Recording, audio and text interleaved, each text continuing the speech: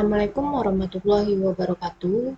Perkenalkan, nama saya Erzi Astibike. Baiklah, di sini saya akan menjelaskan tentang VHDL dan DLX serta arsitektur komputer modern dan Pentium.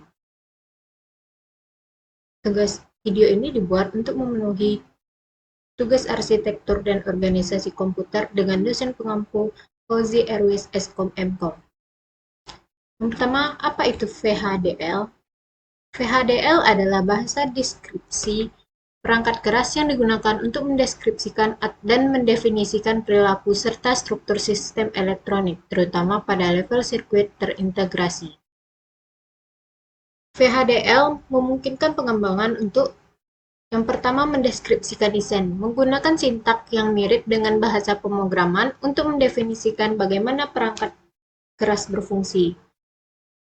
Yang kedua ada simulasi. Sebelum perangkat keras direalisasikan, deskripsi VHDL dapat disimulasikan untuk memastikan bahwa desain berfungsi seperti yang diharapkan. Yang ketiga ada sintesis. VHDL juga dapat digunakan untuk menghasilkan desain fisik yang siap untuk diproduksi di chip. Instruksi penggunaannya yang pertama, menulis kode. Kode VHDL ditulis dalam file dengan ekstensi .vhdl atau .vhd. Yang kedua, simulasi. Gunakan alat simulasi seperti model SIM untuk menjalankan simulasi.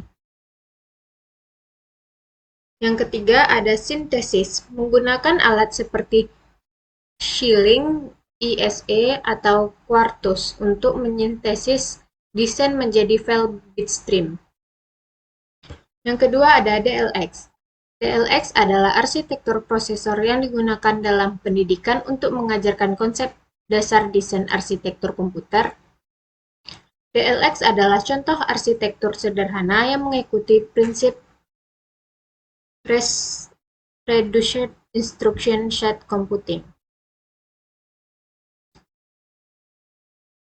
RISC memfokuskan pada instruksi yang sederhana dan cepat. Pipeline memungkinkan eksekusi instruksi secara bersamaan dalam beberapa tahap, meningkatkan kinerja. Register, DLX memiliki register yang cukup untuk menyimpan data sementara selama eksekusi.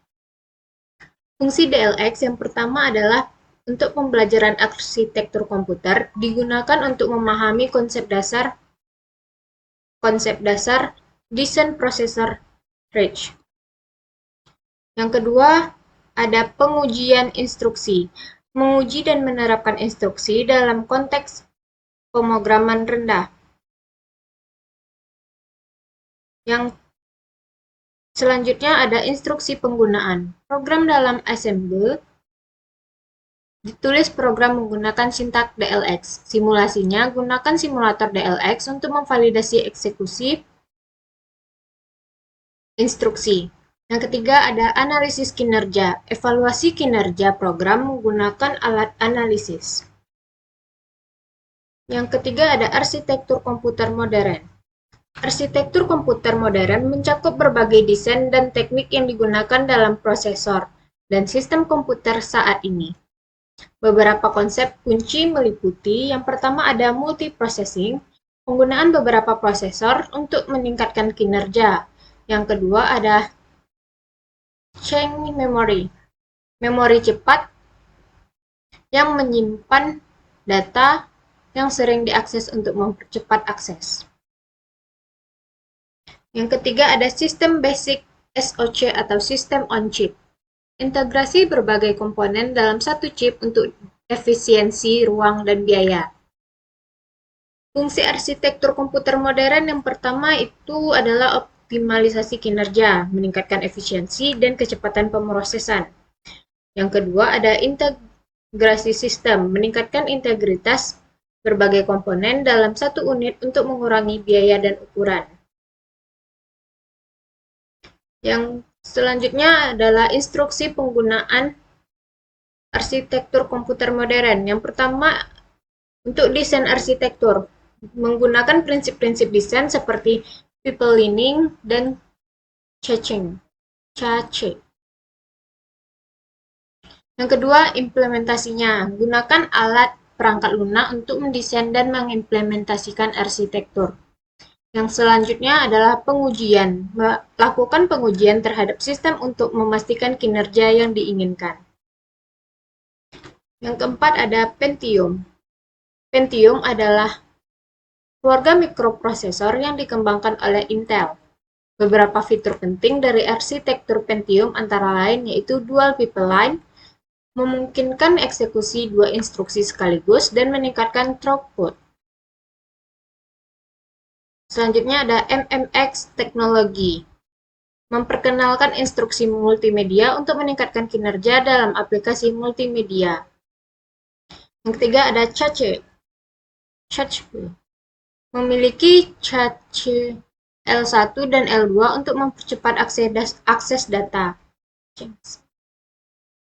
Fungsi dan instruksi penggunaannya. Fungsi Pentium sendiri yaitu untuk eksekusi instruksinya menjalankan berbagai instruksi dengan efisien. Multimedia processing-nya menyediakan dukungan untuk aplikasi multimedia melalui instruksi khusus. Instruksi penggunaannya, pemrogramannya menggunakan bahasa pemrograman seperti C dan assembly untuk menulis program yang dijalankan di prosesor Pentium. Optimasinya memanfaatkan fitur seperti MMX untuk meningkatkan kinerja aplikasi multimedia. Dan selanjutnya ada debugging. Gunakan debugger untuk memeriksa dan memperbaiki kode yang berjalan di Pentium. Kesimpulannya adalah VHDL digunakan untuk mendeskripsikan perangkat keras, sedangkan DLX adalah arsitektur pendidikan yang sederhana.